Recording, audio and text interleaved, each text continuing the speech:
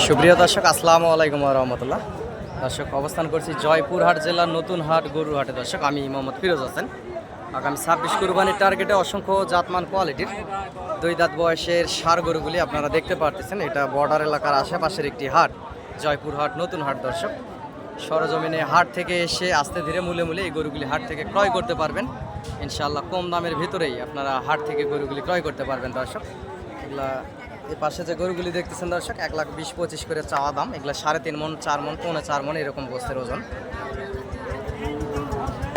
অসংখ্য জাতমান কোয়ালিটির সুন্দর সুন্দর সাইজের শাহিওয়াল, ব্রাহ্মা, নেপালি গির, বিভিন্ন জাতমান কোয়ালিটির গরু এই হাটে উঠে থাকে। এই যে পাশে দেশি সাইজের ষাঁড় গরুগুলিও দেখতে পাচ্ছেন দর্শক। অসংখ্য জাতমান কোয়ালিটির সৌন্দর্য গরু আছে যে পাশে।